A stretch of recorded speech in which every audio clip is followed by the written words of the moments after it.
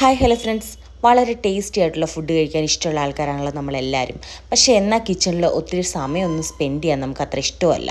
അങ്ങനെയുള്ള ആൾക്കാർക്ക് പറ്റിയൊരു റെസിപ്പിയാണ് സേവ് ചെയ്ത് വെച്ചാൽ ഉപകാരപ്പെടും. ബാച്ചിലേഴ്സ് ആയിട്ടുള്ള ആൾക്കാർക്കും ജോലിക്ക് പോകുന്ന ആൾക്കാർക്കും ഒക്കെ പെർഫെക്റ്റ് ഓപ്ഷനാണ് ഇത്. എന്നാൽ പിന്നെ നമുക്ക് റെസിപ്പിയിലോട്ട് പോയാലോ. ഞാനിവിടെ നന്നായിട്ട് കഴുകി കട്ട് ചെയ്ത് വെച്ചിരിക്കുന്ന ഒരു 750 ഗ്രാം ചിക്കൻ എടുത്തിട്ടുണ്ട്.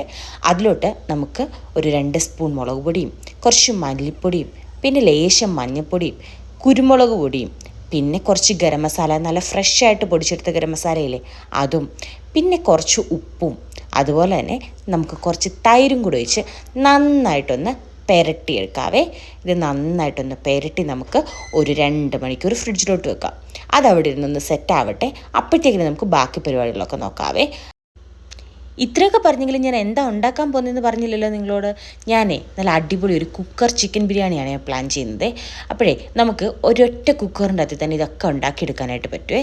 അപ്പം നമുക്ക് അധികം പാത്രങ്ങളും ഒന്നും കഴുകേണ്ട, സമയവും ലാഭവും ഉണ്ട്. എന്തേ, ശരിയല്ലേ? അപ്പോഴേ ഞാൻ ചിക്കൻ ഇവിടെ റെസ്റ്റ് ചെയ്യാനായിട്ട് വെച്ചിട്ടുണ്ട്. ഇനി നമുക്കിതിനുള്ള കുറച്ച് ഐറ്റംസ് വേണം, അതെടുക്കാമേ. ഞാനിവിടെ ഒരു കുടം വെളുത്തുള്ളി നന്നാക്കി വെച്ചിട്ടുണ്ട്.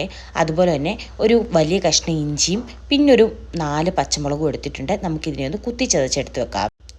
വലിയൊരു 3 സവാള ഞാനിവിടെ അരിഞ്ഞു വെച്ചിട്ടുണ്ട്. ഒരു 2 തക്കാളി അരിഞ്ഞു വെച്ചിട്ടുണ്ട്. അത് ചെറിയ തക്കാളിയായിരുന്നു, അതുകൊണ്ടാണ് ഞാൻ 2 എടുത്തത്. പിന്നെ കുറച്ച് മിൻറ്റ് ലീവ്സും കുറച്ച് കൊറിയാണ്ടർ ലീവ്സും എടുത്തിട്ടുണ്ട്. രണ്ടും ഞാനിവിടെ ഒന്ന് ചോപ്പ് ചെയ്ത് വെച്ചിട്ടുണ്ട്. ഇനി നമുക്ക് അരി എടുക്കാം. അപ്പം ഞാൻ ഇവിടെ അരി എടുത്തിരിക്കുന്നത് ഈ ഒരു ഗ്ലാസ്സിന് 1.5 ഗ്ലാസ് അരിയാണ് എടുത്തിരിക്കുന്നത്. ഞാൻ നല്ല ബസ്മതി റൈസാണ് എടുത്തിരിക്കുന്നത്. അപ്പോഴേ ഇതിനെ നമുക്ക് നന്നായിട്ടൊന്ന് വാഷ് ചെയ്ത് ഡ്രെയിൻ ചെയ്ത് വെക്കാവേ. ഇനി ഞാനൊരു കുക്കർ എടുത്തിട്ടുണ്ട്. 5 ലിറ്ററിൻ്റെ കുക്കറാണ് എടുത്തിരിക്കുന്നത്. ഇതിലോട്ട് നമുക്ക് കുറച്ച് ഓയിലും അതുപോലെ തന്നെ കുറച്ച് നെയ്യും കൂടെ ഒഴിച്ചു കൊടുക്കാവേ. അതൊന്ന് ചൂടായി വരട്ടെ. ചൂടായി വരുന്ന സമയത്തേക്ക് നമുക്കിതിലോട്ട് കുറച്ച് ഹോൾ സ്പൈസസ് ഇട്ട് കൊടുക്കണേ. അപ്പം ഞാൻ എടുത്തിരിക്കുന്നതെന്ന് വെച്ചാൽ ഒരു 4 ഏലക്ക എടുത്തിട്ടുണ്ട്. ജസ്റ്റ് ഒന്ന് പൊട്ടിച്ചിട്ടുണ്ട് ആ ഏലക്ക. അതുപോലെ തന്നെ ഞാൻ എടുത്തിരിക്കുന്നത് നമ്മുടെ ഗ്രാമ്പൂ ഇല്ലേ, അതാണ്. അതും ഒരു 4 എടുത്തിട്ടുണ്ട്. ഇനി നമുക്ക് വേണ്ടത് കറുവാപ്പട്ടയാണ്. അപ്പോൾ കറുവാപ്പട്ടയുടെ ആ സ്റ്റിക്കും കൂടെ ഞാൻ ഇട്ട് കൊടുക്കുന്നുണ്ട്. ഇനി നമുക്ക് ചെറുതായിട്ട് ഇതിനെ ഒന്ന് ഇളക്കി കൊടുക്കാം. ഒത്തിരി അങ്ങ് മൂത്തൊന്നും പോകണ്ട, ജസ്റ്റ് ഒന്ന് ചൂടായാൽ മതി. ആ ഒരു ഫ്ലേവറൊക്കെ അതിലോട്ട് ഇറങ്ങിയാൽ മതി. ഇനി നമുക്ക് നമ്മളിവിടെ അരിഞ്ഞു വെച്ചിരിക്കുന്ന സവാള ഉണ്ടല്ലോ, അതിനെ അങ്ങോട്ട് ഇട്ട് കൊടുക്കാവേ. എന്നിട്ട് നന്നായിട്ട് അങ്ങോട്ട് ഇളക്കി കൊടുക്കാവേ. അത് നന്നായിട്ടൊന്ന് വഴണ്ട് വരട്ടെ. ഇത് കണ്ടോ, അത്യാവശ്യം നന്നായിട്ട് വഴണ്ട് വന്നിട്ടുണ്ട്. ഈ സമയത്ത് നമ്മൾ കുത്തിച്ചതച്ച് വെച്ചിരിക്കുന്ന പച്ചമുളകും ഇഞ്ചിയും വെളുത്തുള്ളിയും ഒക്കെ ഉണ്ടല്ലോ, അതിനെ നമുക്ക് ഇതിലോട്ട് ഇട്ട് കൊടുക്കാം. അത് നന്നായിട്ട് അതിൽ കിടന്ന് ഒന്ന് വഴണ്ട് വരട്ടെ. ഇത് കണ്ടോ, അത്യാവശ്യം നന്നായിട്ട് വഴണ്ട് വരുന്നുണ്ട്. നമുക്കപ്പോൾ ഇതിലോട്ട് ഇനി അരിഞ്ഞു വെച്ചിരിക്കുന്ന നമ്മുടെ തക്കാളി ഉണ്ടല്ലോ, അതും കൂടി ഇട്ട് കൊടുക്കാം. അതും കൂടി ഇട്ട് കൊടുത്ത് നന്നായിട്ടൊന്ന് ഇളക്കി ഒന്ന് അത്യാവശ്യം ഒന്ന് വെന്ത് വരട്ടെ. അപ്പോൾ അത് കണ്ടോ, നന്നായിട്ട് വെന്ത് വന്നിട്ടുണ്ട്. ഇനി നമ്മളിവിടെ മാരിനേറ്റ് ചെയ്ത് വെച്ചിരുന്ന ചിക്കൻ ഉണ്ടല്ലോ, ആ ചിക്കനെ എടുത്ത് നമുക്ക് ഇതിലോട്ട് തട്ടി കൊടുക്കാവേ. കണ്ടോ, ചിക്കനൊക്കെ മസാലയൊക്കെ പിടിച്ചങ്ങനെ ഇരിക്കുകയാണ്. അപ്പോൾ അതിനെ നമ്മളിതിനോട് തട്ടിക്കൊടുക്കുന്നു. ഇനി നമുക്ക് വേണ്ടതെന്ന് വെച്ചാൽ നന്നായിട്ട് ഇതിനൊന്ന് ഇളക്കി കൊടുക്കണം. ജസ്റ്റ് ഒന്ന് മിക്സ് ചെയ്ത് കൊടുക്കുമ്പം നമ്മുടെ ആ വഴണ്ട ഉള്ളിയും നമ്മുടെ മസാല ഉണ്ടല്ലോ, അതെല്ലാം കൂടെ ഒന്ന് മിക്സ് ആവട്ടെ. എന്നിട്ട് നമ്മുടെ തീയ് ഹൈ ഫ്ലെയിമിൽ വെച്ച് നമുക്കിതിനെ ജസ്റ്റ് ഒന്ന് വേവിക്കാവേ. ഒരു 3 മിനിറ്റ് അല്ലെങ്കിൽ 4 മിനിറ്റൊക്കെ നന്നായിട്ടൊന്ന് ഇളക്കി കൊടുത്താൽ മതി. എന്നിട്ട് ഇതിലോട്ട് ഞാൻ ഒഴിക്കുന്നത് ചൂടുവെള്ളമാണ് ഒഴിക്കുന്നത്. എത്ര അരിയാണോ എടുത്തത് ആ സെയിം കപ്പിൽ തന്നെ അത്രയും വെള്ളമാണ് എടുക്കുന്നത്. അപ്പം ഞാൻ 1.5 കപ്പ് ചൂടുവെള്ളം ഞാൻ ഇതിലോട്ട് ഒഴിച്ചു കൊടുക്കുന്നുണ്ട്. ഇനി ഇതിലോട്ടെ നമ്മൾ അരിഞ്ഞു വെച്ചിരിക്കുന്ന മല്ലിയിലയും പുതിനയിലയും ഇല്ലേ, അത് രണ്ടും കൂടെ ഇതിലോട്ട് ഇട്ട് കൊടുക്കാവേ. കൂട്ടത്തിൽ നമുക്ക് ഒരു ചെറിയ ലെമൺ 2ആയിട്ട് കട്ട് ചെയ്തിട്ട് അതിലൊരു പാർട്ട് ഞാനൊന്ന് സ്ക്യൂസ് ചെയ്ത് ഒഴിച്ചു കൊടുക്കുന്നുണ്ട്. അപ്പോൾ ഇതെല്ലാം കൂടെ ആയിട്ടുണ്ട്.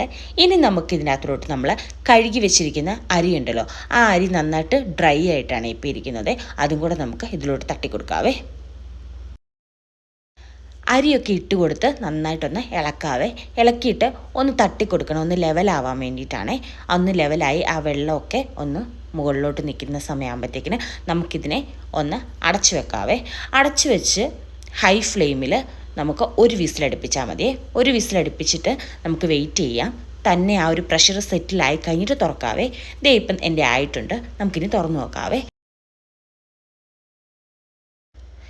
ഈ കുക്കർ നമ്മൾ അങ്ങോട്ട് തുറക്കുന്ന സമയത്തെ നല്ല അടിപൊളി ഒരു മണമാണ് വരുന്നത്.